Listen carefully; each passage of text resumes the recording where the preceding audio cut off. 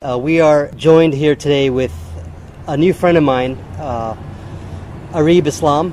He came all the way from South Africa just to come to Mansfield, Ohio, small city of Mansfield, Ohio. Areeb Islam has extensive knowledge in comparative religions and different topics that I have no idea about. So today we're going to pick his brain and kind of ask him some questions. You know, me being I'm Muslim, of course, and he's a revert.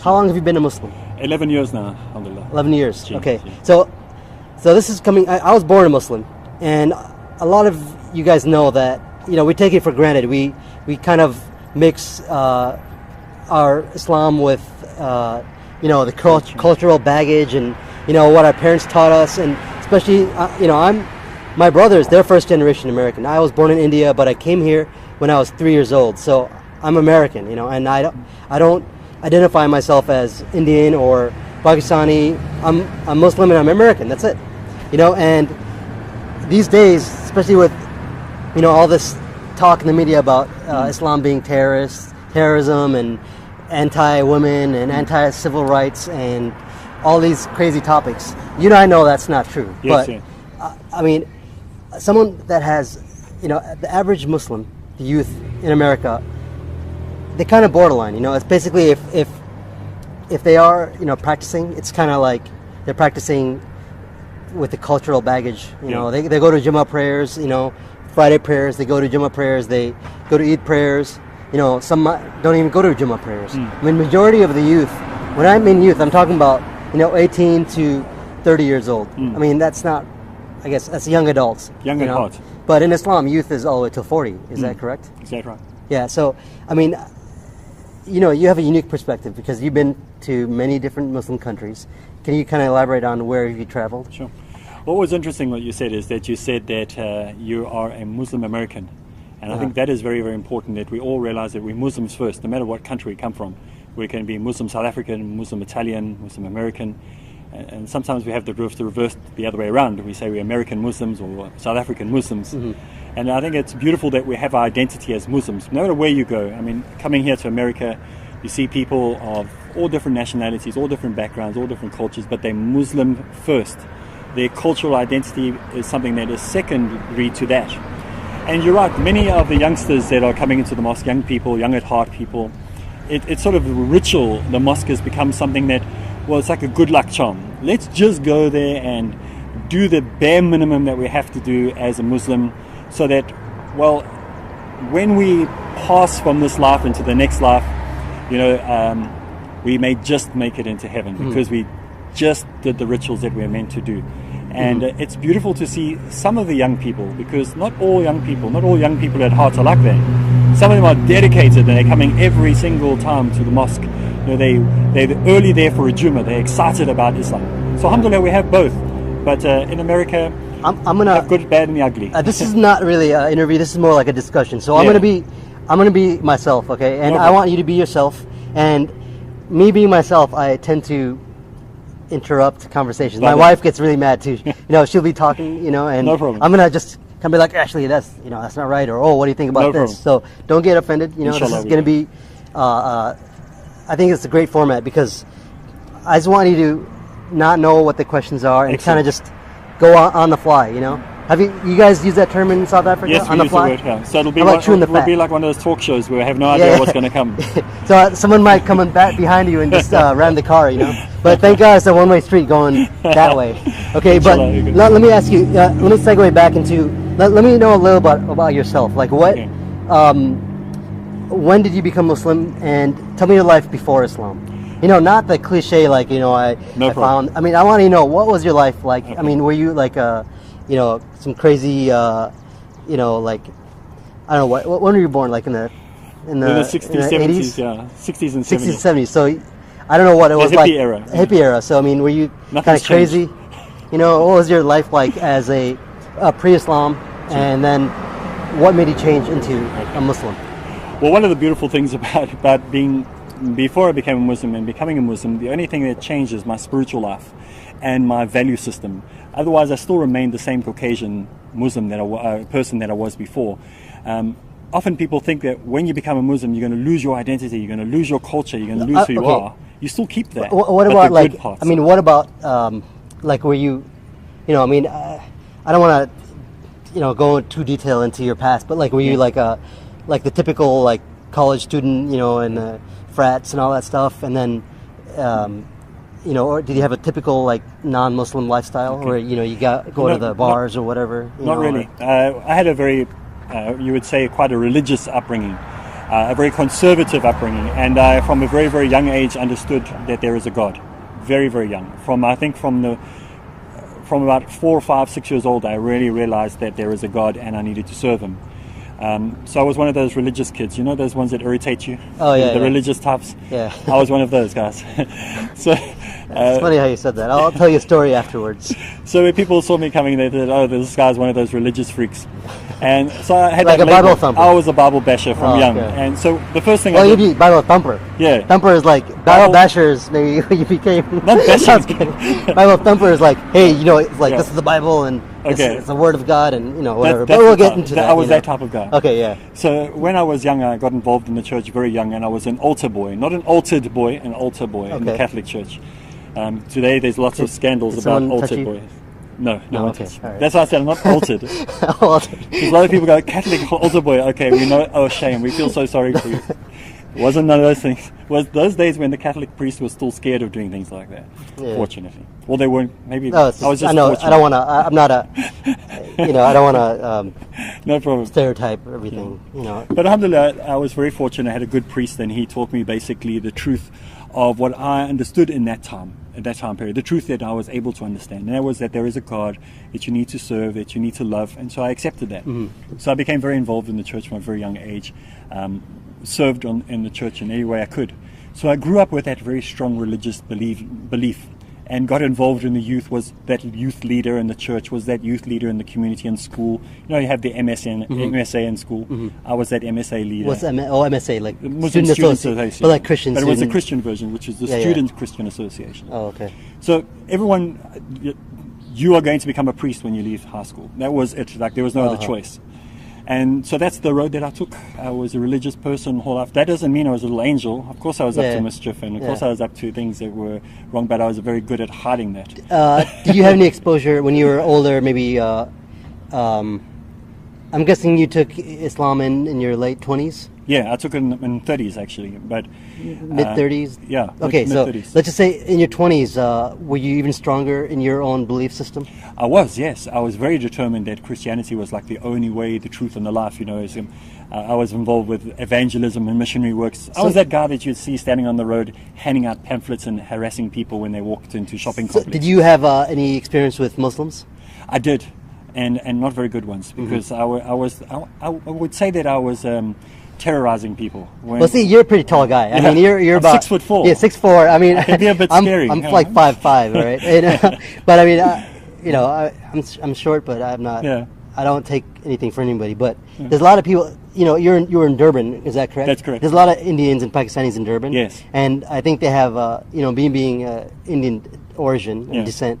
I think they have that mentality of like, the white guy is like scary superior, guy, yeah. I don't know, maybe I'm generalizing, but it also helps that I look a little bit like the Prophet Isa, peace be upon him. So they're a little bit scared because he looks like that guy. Was there any like one or two experiences that you remember as a young adult that you had with a non-Muslim, non-Christian, be it Hindu or Muslim? Well, there's two interesting stories. And tell me that story. One was I was invited to somebody's house to have a meal after I had preached that day. At the service, I had preached to the community, a church service, and afterwards one of the Indian families invited me to their homes, a Christian family. Uh-huh. And as I walked into the house, there was a beautiful smell of chicken cooking, and roast potatoes. And that Sunday lunch. Yeah, and did that smell leave with you also? It was so beautiful. No, but as I walked into their house, I couldn't wait to eat the food. I was like so excited to eat their food. But when the food arrived on the table, there was this beautiful chicken, but there was glazed little flies that had been burnt into the chicken. Like flies. Oh, yeah. And they're little insects that had been cooked with the chicken, but they hadn't noticed it. I think when they opened it, the flies flew in and they just kept baking it. Okay. And I immediately lost my appetite. Oh, yeah. So that's one of the things that really stuck out. And I often use that in talks, and I say, like, you know, you have to be careful there's no dead flies in your religion. Yeah. You know, it might look good, might smell good, but it tastes terrible. You're not going to eat it. And the second one was when I saw a Muslim family. I remember one day at the beach, in the ocean, the real ocean, the one with the waves, not the ocean at a dam or a river. Yeah, yeah. And there was this Muslim family, and I remember going up to one of the women and physically grabbing hold of her and saying, "You can be free, you don't have to wear these, you know, these ridiculous oppressive outfits." But, I mean, but and didn't you how the Muslims didn't beat me up, But I didn't don't you know. realize that nuns wear the same habits and you whatnot? see, you get indoctrinated over the years, and you start to believe the hype that everyone says, "Oh, they are like oppressed. How can you wear that? That's not freedom." To have true freedom, you have to buy the cosmetics that the media is feeding you to wear, buy the clothes that the media are feeding you to wear. And our secular woman, or our non-Muslim woman, you look at the way they are bound in chains to buy these products. Well, yeah, Must they have gotta wear, Prada, must have this, Yeah, exactly, and look good for the guys, you know. and they're more slaves. Yeah, They yeah. become bigger slaves to the system. Yeah. So those are the two things that stand out immediately when you ask me without like thinking too much into it. So how did you? What was that turning point, a catalyst, I guess you can say, to go into Islam? I was asked to do a lecture, a talk to some young people in my congregation. We had about 3,000 people. And the topic was men and women's relationships. Mm-hmm. Like boys and girls. Can they date? Can they go out? Can they get to know each other? Can they go watch a film together? Go to watch a cinema? You know, that type of thing. How far can they go? Can they kiss? Can they hold hands? Can they hug? Yeah, like how like far courtship stuff. stuff. Yeah. And so I started looking through the Bible. Thought this is an easy topic. Let me go through the Old Testament, see what they say about that. And I couldn't find anything in the Old Testament that even remotely mentions that. I looked through the New Testament, again couldn't find anything. So I thought, well, let me look at other world scriptures. So I looked at the writings of Buddha, the writings of Hinduism, like the Bhagavad Gita, the Vedas, the Psalms. None of them I could find anything that said anything about dating. So the final book that I was prepared to look at was the Quran. And that I picked up, and I didn't know how to read it. I didn't know where to start. So I went to the back where it has the index, like A, B, C, D. Yeah. Looked under woman. Yeah. And I read all the verses dealing with women. Then I read all the verses reading about men. And I was shocked at how beautiful it was and how practical it was with just simple things. How men must behave, how women must behave. But you weren't scared because you were brought up as a Christian, and then here it is, you know, you're a beautiful kind of book. seeing some positive stuff in Islam. So was it kind of scary to you? Or I didn't believe it. I just thought, wow, this is practical stuff. At least they're showing their people how to live, you know, where our book is very vague as the Bible. And so this was the beginning of a 1-year voyage into the Quran. Yeah. Not a voyage into Islam, but a voyage into the Quran, where each time I started to look deeper into the Quran, it started to make more sense to me. So the day that I was presenting my lecture in the church to this congregation of people, I started off with the following lines. And this was the last time I also spoke in church. This was the final sermon I gave. I opened by saying, Islam has everything to offer Christianity, but Christianity has nothing to offer Islam. And all the people were getting very worried because everything that I said for the next 45 minutes was pro-Islam, even though I had no interest in becoming a Muslim. Just simply looking at the text in their book and the way that the Quran was teaching was attracting me towards it without me even realizing it. Mm-hmm. And so this is the 1-year period that brought me closer and closer to Islam. And eventually, after speaking to brothers at an organization in South Africa. What was the name of that organization? It was the late Sheikh Ahmed Didat's organization. Okay. So you studied under him? Yes, and I actually met him, and I met with him a couple of times. I debated against him when I was younger, argued with him many times in his office. So it was his organization and his work that sort of brought me into the final part, the final hour where I came to accept Islam. And it was when they explained to me the simplicity of Tawheed, the simplicity of who God is, that was the final nail, if you want to call it. I don't think nail in the coffin would be the right word, but it was the final seal that dropped that penny into my head, into my brain. And then final punch to the face. Exactly, and it sunk from my head that to my heart. Make sense either. From my head to my heart, they both connected. Okay. Where it had been just intellectual. Yeah. This time it actually moved to being also emotional. So the intellectual and the emotional connected. And then I was able to make that decision and connect. And that was the day I took Shahada. We're going to take a quick break in a few minutes, in Yeah. a minute or so. So what's some websites they can go Well, to? they can go to areebislam.com. Okay. Areeb. Okay, we'll have that. You'll see that on the bottom ISLAM.com. here. Yeah. There it is. Right Yeah. there. Okay. There it is. Now I gotta edit that. Thanks a lot. Now. But okay, we're gonna take a quick break. Okay, so we'll be right back and okay, go to the website. All right. So, Bismillahirrahmanirrahim. Start in the name of the one God, Allah. That was a nice break we had, and I hope you guys went to the website, or you will in the future. Again, I'll post everything on the bottom, and comment and rate and say whatever you want in this thread. I'm not going to delete anything. Like I said, I want to get back into the questions I wanted to know. You know, have you seen a change in the past like 15 years? I have. In terms of the ummah, in terms of the youth involvement or lack of involvement, or more towards you know, the dunya or the world, and you know, partying and girls and this and that. Have you seen a difference? well, I can say yes and no, because yes, you definitely see in certain places where you see the youth losing interest in religion. Say, oh, please, man, I'm sick and tired of religion. Just leave me alone. Let me do my thing. I'm young.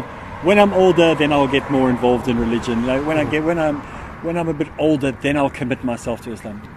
But then at the same time, I've seen 7-year-olds and 8-year-olds with that sincerity. They stand there in salah before they even have to.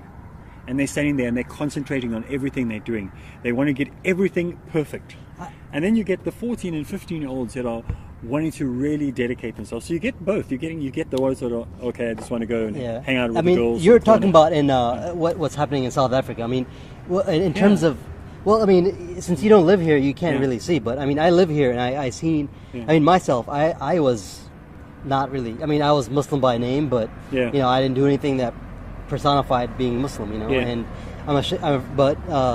my mom, you know, inshallah, she is in Jannah. You know, makes it to Jannah. And in 2005, she gave me a Mushari, you know, Quran CD with a translation, and I said in my mind, like, why are you giving me this? You know, I don't want to say anything bad, but I said, why are you giving me that? I don't care. You know, it's like, you know, I'm not going to listen to it. I said in my mind, but I didn't want to hurt her feelings. But I put it in my car, and you know, maybe a few months later, I put a CD in, and it was like, oh, that's pretty nice, you know. And the translation wasn't that old English, like art thou, and it was regular English, and slowly that was my catalyst, you know, to coming back to Islam, you know. And I thank my mom for that, and I hope, you know, she gets rewarded for that. You know, and but if it wasn't for that, I mean, I don't know where I would be. So that is exactly what Allah wanted anyway. Allah has ordained every single person to return or come to Islam at His own time.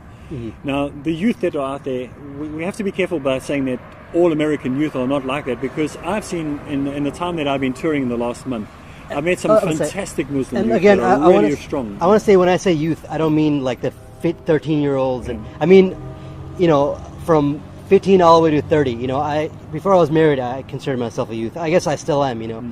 But you know, I look at the 15-year-olds or, you know, 22-year-olds, and it's like yesterday, you know. But I'm like 10 years older than them, you know. They're getting old now. Yeah.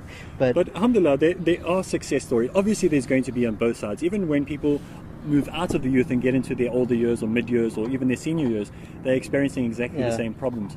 I mean, we have so many distractions in life. We're distracted by our business. We're distracted by pleasures of this world.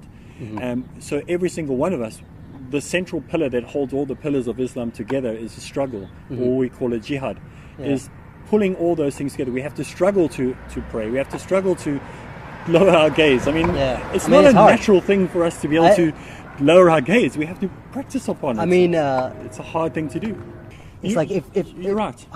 If you take 10 Muslims, you know, a youth, you know, my age or younger, 22-year-old, and you ask them, like, okay, do you believe that there's only one God? Yeah, they're probably going to believe that.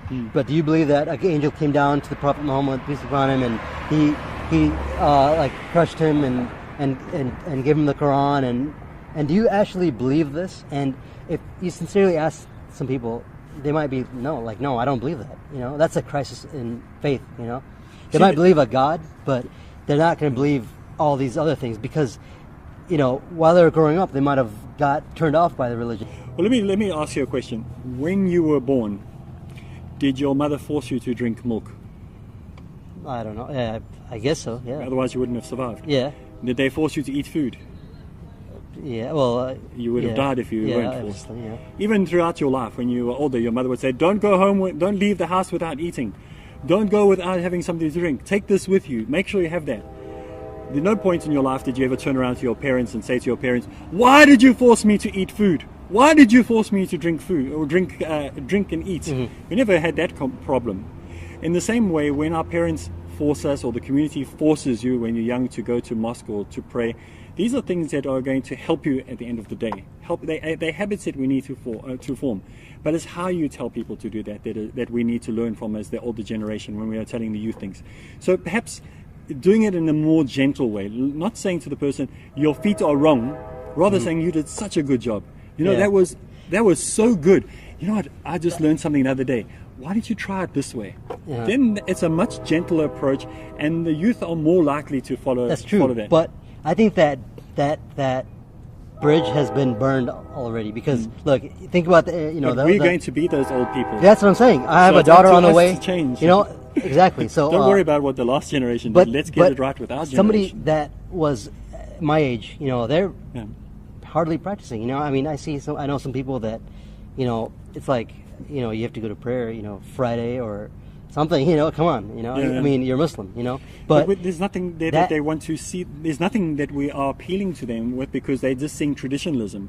They're seeing no's and no do's. Yeah, but imagine now their kids, because each generation, as it gets more, as each generation goes and grows up and has their kids, it gets less and less, I mean, they're going to lose their language probably, so how is Islam going to get past if that generation was weak in the first place, If you look at the local mosque, say we look at Cleveland, for example, if you had to go to the Cleveland mosque, you'll see that all the activities that have been run in that mosque, I've been there, or that masjid the other day that I was there, all the important positions are being held by reverts. Okay. Those who have reverted to Islam or converts to Islam are holding those positions, the dawah position, the revert class position, all the important positions are being held by reverts. So if you drop the ball as born Muslims, we'll just pick it up. So it's not an issue that we're worried about, it's not going to happen. Of course it's going to happen. If you drop the ball, somebody else will just pick it up and continue with it. So Islam will, like you said right in the beginning of the show, Islam will continue to grow. No matter what we do, no matter how we mess it up, Allah will always choose another people to take it and continue with it. So I'm very positive. You see the cup half empty, I see it well, half only full. In this situation, unfortunately. I mean, maybe because I was that guy that wasn't practicing, and then I became practicing more. Allah gave you. Thank God. It's only through Allah's will. So something people often ask me. They say, which is better, a convert or revert, or somebody who's born a Muslim? They are both just as good as each other, because once that person reverts to Islam, they become a Muslim. They have all the same responsibilities in a Muslim. Now, a born Muslim is at an advantage, because from the day he was born, he was taught certain concepts about Islam. Things become much things are much easier for him to learn. I mean, it takes much longer. So we mustn't have this separation between the reverts and the born Muslims. Once you become a Muslim, you're a Muslim. You're no longer a revert until the next person who reverts to Islam or converts to Islam. You now join the family of reverts. So never have that superiority, thinking you're better than the born Muslim. But you are all part of that same group, and you help each other along. I think that's important to keep the youth active, and that way that Islam in a way becomes something more than just something that's religious. It becomes part of your whole life. And this is the beauty of Islam again. It talks about every part of your life. It's not just going off 5 times a day and praying. It's every part of our life is exciting as a Muslim. There's something that can entertain us, something that can keep us busy in a positive way. Okay, we need to understand those things. So I have another question. Another question I have is, what's up with the Hanafis versus the Shafis and Malikis? I mean, why is it so strict? I mean, isn't it? I heard somewhere where you shouldn't follow one blindly. I mean, you shouldn't pick and choose each one either, because they're different. But you shouldn't follow one so blindly that the other one is wrong to you, or they're all right. Right? Well, this is the danger that we are getting into as Muslim it's communities. Polarized. It's too polarized. We're also becoming people that say, well, you must just believe with blind faith. And this is something that was not taught in Islam. Islam is something that we must understand. Why are we doing what we're doing? We must have evidence and proof for everything we do. If you come a Christian, they will say to you, well, just believe with blind faith, because they can't prove anything. In Islam, it's totally different. Everything we do, we must question why we do it. And once we have that knowledge and once we know why we do it, then we believe and we follow that thing. We don't just blindly follow. So if you're following anybody, whether it be a madhab or a imam or whatever it might be, blindly without knowledge, without having the proof given to you, that's dangerous. So we respect all the imams. We respect all the imams. In fact, I think it's very, very important that when somebody reverts to Islam, that they are taught the basics of how to perform their salah, how to stand. All these things are important. Now, everyone will have a different opinion if we don't have a standard. So the imams gave us standards. The four imams gave us a basic standard. But we don't take that over the Quran and the Hadith. We still must follow the Quran and Hadith, and we use the four imams' teachings as a guide so that we know how to perform things in unity and uniformity.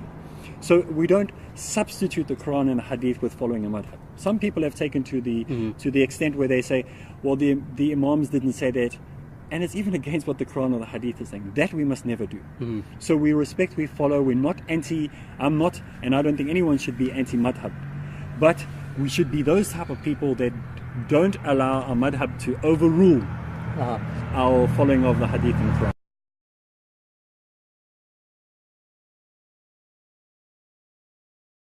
We're living in a society that promotes like this liberal hippie era in our thinking of religion. You see it happening in Christianity, where Christianity was quite staunch, it was very strict, it had a very set code. Today, anything goes in Christianity. I mean, I guess some Muslims want to be like that. It's becoming the same. Also, you have churches full of people. We have people who are sitting on church memberships or church boards who are prostitutes. Would you believe it? That a member can be not only a member of the church, but a member of the board. Now, decision-making this is in Africa? In different parts of the world. I've met many people. This is a fact? This is a fact, yes. Okay. So we have the same liberalism coming into Islam. And people say, listen, brother, you're not going to bring the people into Islam. We've got to modernize Islam. Now, what does that mean, modernize Islam? It means we've got to, let's make sin permissible. That's what the word modernism. Come on, let's liberalize it. Let's bring some guitars into the mosque. Let a guitar, maybe like a drum or something. Let's liberalize. It just means, hey, you want to be the guitarist permissible. Here? So let's make sin permissible, and that's the thing. That's what we're doing. That's not what we do. Islam is already modern. It's so modern. Like you asked about, you said women's, women's rights? Yeah. And I said, no, it's women's responsibilities. Today we're using words that we don't really understand properly. We say, animal rights, human rights, women's rights. What are we saying? We don't even know what we are saying when we say that. What we need to be saying is, what about animal responsibility? We need to have responsibility to looking after those animals.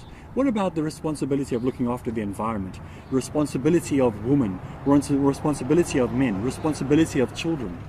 Then we will have a whole different world that we live in. But we want to say human rights, but we don't even know what that means. So let's say human responsibilities and start taking responsibility for our actions. Take responsibility for the environment. Take responsibility for everything in our environment. Then we will start. The youth are sick of this liberal Islam. They want an Islam with rules and regulations. If you give your kids free reign to do whatever they want, they soon get sick of it. Then they want somebody to say, let's do it this way, let's do that. We're not saying that we have to be so strict on them that they don't want to come to the mosque, but there needs to be this balance between the two, and they will respond to that. Okay. Well, Inshallah. Inshallah. And so, how was your experience coming to America from South Africa, and in terms of seeing the youth or lack thereof, or more youth involvement? I mean, does that make you feel better, or does that make you more optimistic about the future of Islam and I'm very in the West? I guess I am very positive about what I have seen in America. It is exactly not what I expected to see. When I came here, I expected to see Muslims that had absolutely no interest in the community. I expected to see very weak Muslims. I expected to see Muslims that would be hiding in the dark, undercover Muslims. This is what I expected. I didn't expect to see brave Muslims. I never expect to see a Muslim praying out in the open.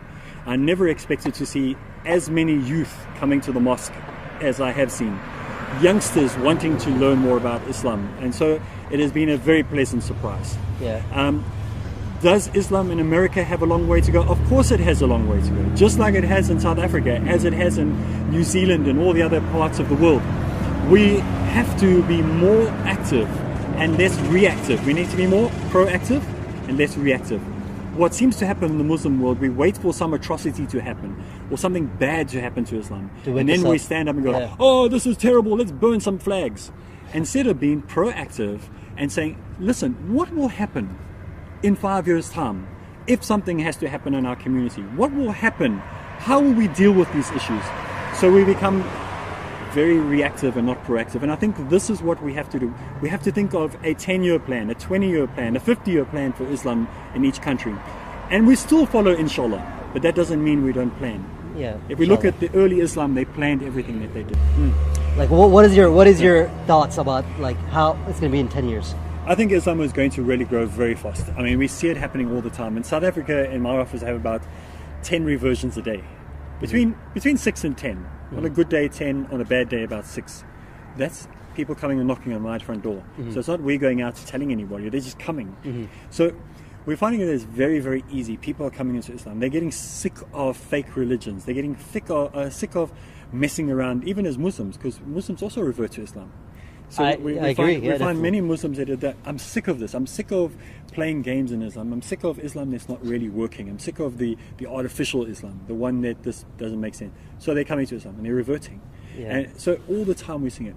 Here in America, we've had fantastic results with people coming after and saying, brother, now I want to really get serious about Islam. Now I want to revert to Islam. So I think the thing different about when I was growing up versus now, it's such a global community, you know. I mean, you got the internet and Facebook. I mean, everything. It's just everything's global. You know, it's not a big deal to have a friend in Africa. It's you know, true. It's not a big deal to. You just I mean, nobody chats, but you know what I mean. No AOL anymore. You just Skype, and you can see a scholar anywhere in the world and talk to them and ask them a question. But see, the thing about now, you put up an interesting point. Like, if I was living in the U.S., I have no need to ask a scholar about my community. You know, like we have capable scholars here. You know, Yasir Qadhi, you know, is capable. There's other scholars that are capable. You know, and but in terms of like Islam as a global thing, it's not like a local, you know, Saudi Arabia or India or phenomenon anymore. It's global, you know, and this is the beautiful thing, is that we have one big global village now, and we can all communicate with each other at a touch of a button. You can get advice from one of the scholars that you thought were untouchables. Now you can contact them anytime. You can just click on their profile and ask them a question. They will respond to you. I mean, before there was this hierarchy, this distance. You couldn't get to these people. They were too pious. There weren't any local. Now it's easy to. You know, born and raised in America. You know, and. You didn't, you know, you had to go to India. What is some guy in India, some village in India, had to do with, you know, me living in LA? He shouldn't be giving me advice. He doesn't know the situation. It's a world of a difference. You know, it's like black and white, literally. You know, it's that much difference. You know, alhamdulillah, it's wonderful that we have this technology and we must use this technology. Some people are frightened of technology, and I can understand why, because technology can be used for good or it could be used for evil. So people say, no, don't use technology. I'm on the opposite. I think that technology should be used. Use Twitter, use Facebook, use blogging, use Foursquare, use all these media networks. That's the thing. We need to have we have enough doctors, we have enough engineers and computer scientists and all that stuff. We need people in journalism. We need people in broadcasting, radio. I mean, it's not good pay for sure, but that mentality of our parents, you know, especially the older generation, the first generation parents that came from overseas, they tend to push doctor, engineer, lawyer, or whatever. You know, but we had to break that mold. And I think the next generation, my generation, their kids, you know, as they grow, it's going to be more diverse. And you see that on Facebook. You know, you see a Muslim sister that's, you know, hijabi and practicing, and she's doing film, you know, and Cannes film festivals and things like that, and that's awesome. And every time I listen to lectures by Yasir Qadhi and American born and raised people, my iman goes up. And there are leaders here in the U.S., and whether they like it or not, they've been kind of pushed to that leadership position, and you know, I think they must use it with wisdom. You know, they must use that opportunity, because it's a very big responsibility, you know, because a lot of people are listening to you, you know, and they're not going to blindly follow you, but you know, don't blindly follow. Definitely not. Everything has proof and everything, you know, and but you know, we have limited time now, and it was great talking to you, and I hope we can do this again. Jazakallah I mean, khair, was a I privilege. apologize for this low budget, setup we have here, but maybe next time you come, it'll be Big better. production, Yeah. Bollywood style. At least we have one good camera. That's on you, not on me. Okay, but Alhamdulillah, Jazakallah khair, and we really have been encouraged from South Africa to see the work that is happening here in America, and we want to develop this relationship with Americans. So contact us. yeah, definitely. We're gonna put the website on the screen here, right now. AreebIslam.com. AreebIslam.com, and what kind of information can they find on that? You can find out all sorts of information for new Muslims, for old Muslims, for bad Muslims, and for people just interested in knowing more about other religions. So you can go there, good comparative Now, website. is it something that someone from America would benefit from that also? Absolutely, So it's not absolutely. like a localized No, African it's Durban thing. global. It's got Okay. a global Message. perspective, and Yeah. it's wonderful. And it keeps the work of Ahmadiyat going Yeah. with the latest information, brand new research. 'Cause, So it's not low budget. Sorry, there's so it's many not low different. budget, high budget website. All right, you make it look bad now, but there's so many topics. We can go on forever for hours, Yeah. But I think it's a great thing to know about other religions. Then it makes you stronger because you see the truth, Yeah, And exactly. when I do comparative, in my small scope, when I do comparative religions and read about other religions out there like Yeah. Christianity, and you see their theology versus our pure theology, it's There's no refreshing comparison, that it's yeah. like, come on, man, how can you not SubhanAllah, believe so this? go to the website. Yeah. Good stuff there. And please rate, comment, say whatever you want. I'm not going to be blocking anything. And enjoy your day. And inshallah, may you find peace and happiness in what you do. And thank you for listening. And assalamu alaikum. Peace be upon you. Thank you. All right. Thanks. Jazakallah.